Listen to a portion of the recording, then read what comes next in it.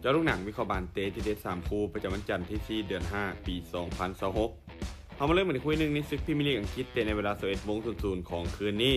การพบกันระหว่างเชลซีอันดับ 9 ที่ปัจจุบันกำลังลุ้นพื้นที่ยุโรปมี 48 คะแนนจะเปิดบ้านต้อนรับการมาเยือนของนอตติงแฮมฟอเรสต์อันดับ 16 มี 39 คะแนน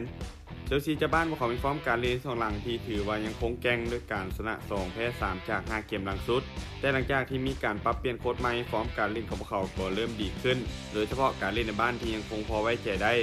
ส่วนนอตติงแฮมฟอเรสต์ทีมเยือนพวกเขามีฟอร์มการเล่นโดยรวมที่ดูดีกว่ายังชัดเจน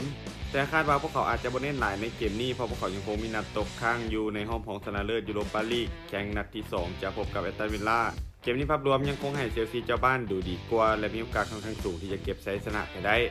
การคาดการณ์สกอร์ที่น่าจะเกิดขึ้นเชลซีจะเปิดบ้านเสือเอาชนะนอตติงแฮมฟอเรสต์ไปด้วยสกอร์2-1หลังตอนคู่ที่2ยังอยู่ที่ศึกพรีเมียร์ลีกอังกฤษในเวลา 2:00 ของคืนนี้การพบกันระหว่างเอเวอร์ตันอันดับ 11 มี 47 คะแนนจะเปิดบ้านต้อนรับการมาเยือนของห้องจากฝูงแมนเชสเตอร์ซิตี้มี 70 คะแนนเอเวอร์ตันเจ้าบ้านพวกเขามีฟอร์มการเล่นช่วงหลังที่ถือว่าบ่ค่อยดีโดยแพ้3เสมอ1ชนะ1จาก5เกมหลังสุดเกมบุกของทีมค่อนข้างฟืดยิงประตูยากทีมมักจะเน้นทับเป็นหลักแล้วเราจะว่าการเล่นเกมสวนกลับ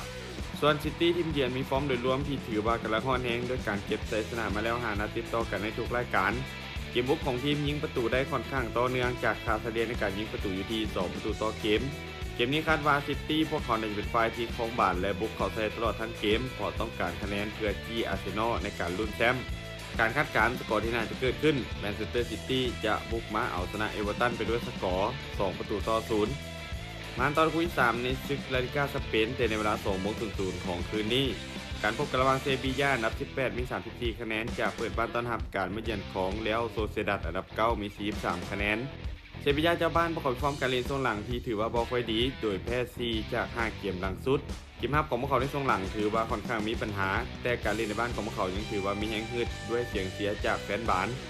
ส่วนโซเซดัดทีมเยือนมีฟอร์มการเล่นโดยรวมที่ถือว่าดูดีกว่าด้วยการชนะ2เสมอ2แพ้1จาก5เกมหลังสุดพวกเขามีจุดเด่นในการเล่นเกมรับที่ค่อนข้างเหนียวแน่นและเกมบุกก็ยิงประตูได้ค่อนข้างสม่ำเสมอจากคาซาเดียในการยิงประตูอยู่ที่ 1.6 ประตูต่อเกม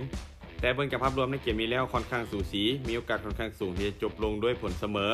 การคาดการณ์สกอร์ที่น่าจะเกิดขึ้นเซบีย่าจะเปิดบ้านเสมอกับโซเซดัดไปด้วยสกอร์1-1สุดท้ายนี้ถ้าทุกคนสนใจแนวทางดีๆแบบนี้อย่าลืมกดไลค์กดแชร์ออกไปเพื่อเป็นแนวทางเพิ่มเติม